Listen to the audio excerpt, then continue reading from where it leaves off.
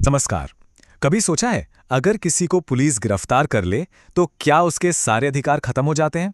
बिल्कुल नहीं। और यहीं पर आता है हमारे संविधान का अनुच्छेद 22। ये स्वतंत्रता के अधिकार का आप कह सकते हैं आखिरी और बहुत ही जरूरी हिस्सा है। ये एक तरह से हमें सरकार की ताकत से बचाता है। तो चलिए आज इसी को समझते हैं। तो सवाल यही उठता है कि गिरफ्तारी के वक्त हमारा संविधान हमें क्या सुरक्षा देता है, कौन सी ढाल है हमारे पास। और इसका पूरा जवाब वो छिपा है अनुच्छेद 22 में। और सच कहूं तो ये एक ऐसी जानकारी है जो हर किसी को पता होनी चाहिए। देखिए, अनुच्छेद 22 का जो आइडिया है ना, वो बहुत सिंपल है लेकिन बहुत पावरफुल है। इसका बस एक ही मकसद है, सरकार की ताकत को कंट्रोल में रखना और एक आम इंसान की आज़ादी को बचाना। मतलब साफ है कि किसी को भी बस यूं ही मनमाने ढंग से गिरफ्तार नहीं किया जा सकता। ये सच में एक मजबूत संवैधानिक ढाल है।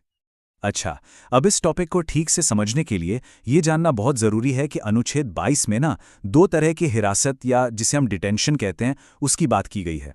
और ये दोनों एक दूसरे से काफ़ी अलग हैं और हाँ, इनके नियम भी अलग हैं। और इन दोनों में ज़मीन आसमान का फ़र्क है। देखिए, जो पहली है दंडात्मक हिरासत, वो तो सीधी सी बात है। कोई अपराध हुआ, उस पर केस चला और सज़ा मिली।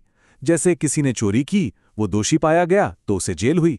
लेकिन जो दूसरी वाली है निवारक हिरासत, ये मामला बिल्कुल अलग है। यहां कोई जुर्म हुआ ही नहीं है, बस शक है कि कोई व्यक्ति आगे चलकर कोई अपराध कर सकता है, कोई खतरा बन सकता है, तो उससे सिर्फ इस शक के आधार पर हिरासत में ले लिया जाता है। यहां मकसद सजा देना नहीं, बल्कि किसी अपराध को होने से पहले ही रोक देना है। और ये बात जानना बहुत जरूरी है। पता है, भारत दुनिया के उन गिने चुने लोकतांत्रिक देशों में से है जहां का संविधान खुद प्रिवेंटिव डिटेंशन यानी निवारक हिरासत की इजाजत देता है। और क्योंकि इतनी बड़ी ताकत है तो जाहिर है इसके गलत इस्तेमाल को रोकने के लिए जो नियम बनाए गए हैं वो और भी ज्यादा जरूरी हो जाते हैं। तो चलिए, सबसे पहले बात करते हैं एक सामान्य गिरफ्तारी की। मान लीजिए किसी को किसी आम कानून के तहत गिरफ्तार किया जाता है, तो ऐसे में संविधान उसे 3 बड़े मजबूत अधिकार देता है। ये अधिकार आप कह सकते हैं एक फेयर प्रोसेस की बुनियाद हैं। तो ये 3 अधिकार हैं क्या? पहला, जिस किसी को भी गिरफ्तार किया जा रहा है उसे तुरंत गिरफ्तारी की वजह जानने का हक है। पुलिस ये नहीं कह सकती कि चलो बाद में बताएंगे, नहीं।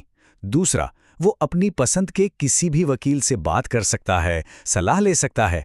और तीसरा, जो कि शायद सबसे जरूरी है, उसे एक मजिस्ट्रेट के सामने पेश करना ही होगा। और हाँ, मजिस्ट्रेट के सामने पेश करने के लिए एक बहुत सख्त टाइम लिमिट भी है, सिर्फ 24 घंटे। और इसमें सफर का टाइम भी शामिल है। मतलब साफ है कि पुलिस किसी को भी बस पकड़कर अपनी हिरासत में अनगिनत दिनों तक नहीं रख सकती। ये उनकी मनमानी पर एक बहुत बड़ी रोक है। लेकिन कहानी में एक ट्विस्ट है। ये जो अधिकार हमने अभी देखे, ये हर किसी पर हर हाल में लागू नहीं होते। संविधान में ही कुछ ऐसी खास परिस्थितियां बताई गई हैं जहां ये अधिकार लागू नहीं होते। तो कौन है वो लोग जिन पर ये लागू नहीं होते? 2 कैटेगरी हैं। पहली, अगर कोई व्यक्ति शत्रु देश का नागरिक है, और दूसरी, जो कि बहुत जरूरी है, ये अधिकार उन लोगों पर लागू नहीं होते जिन्हें प्रिवेंटिव डिटेंशन यानी निवारक हिरासत कानून के तहत पकड़ा गया है। उनके लिए नियमों का एक अलग सेट है। तो चलिए अब बात करते हैं इसी निवारक हिरासत की। अब जरा सोचिए, ये कितना गंभीर मामला है। किसी ने कोई जुर्म किया भी नहीं और उसकी आज़ादी छीन ली गई। इसीलिए संविधान बनाने वालों ने इस ताकत के गलत इस्तेमाल को रोकने के लिए कुछ बहुत कड़े नियम और सेफगार्ड्स भी बनाए हैं। तो इसमें सबसे पहला और सबसे बड़ा नियम है टाइम लिमिट का।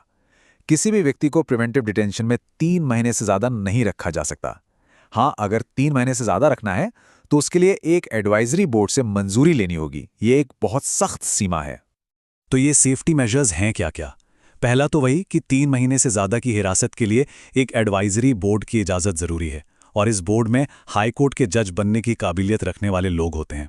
दूसरा, हिरासत में लिए गए व्यक्ति को उसकी हिरासत की वजह बताई जानी चाहिए। और तीसरा, उसे उस ऑर्डर के खिलाफ अपनी बात रखने का, अपना पक्ष रखने का पूरा मौका दिया जाना चाहिए। लेकिन हाँ, यहाँ भी एक पेच है। अगर सरकार को लगता है कि हिरासत से जुड़ी कुछ बातें बताना पब्लिक इंटरेस्ट या देश की सुरक्षा के खिलाफ हो सकता है, तो वो उन डिटेल्स को बताने से मना कर सकती है। ये एक तरह से सरकार के लिए एक सेफगार्ड है। तो कुल मिलाकर देखें तो ये पूरा अनुच्छेद 22 क्या कर रहा है? ये असल में एक बहुत ही नाजुक बैलेंस बनाने की कोशिश कर रहा है। किसके बीच? एक तरफ है देश की सुरक्षा की जरूरत और दूसरी तरफ है एक इंसान की अपनी आजादी। और ये एक लाइन मुझे लगता है अनुच्छेद 22 की पूरी भावना को समझा देती है कि राज्य शक्तिशाली होना चाहिए लेकिन मनमाना नहीं। मतलब सरकार के पास कानून व्यवस्था बनाए रखने की ताकत तो हो, लेकिन वो ताकत इतनी ज्यादा ना हो जाए कि आम लोगों के बुनियादी अधिकार ही खत्म हो जाए। और आखिर में ये हमारे लिए एक बहुत बड़ा सवाल भी छोड़ जाता है कि एक लोकतंत्र में देश की सुरक्षा और एक व्यक्ति की आज़ादी, इन दोनों के बीच सही बैलेंस कैसे बनाया जाए। ये एक ऐसी बहस है जो शायद कभी खत्म नहीं होगी और हमेशा जरूरी रहेगी।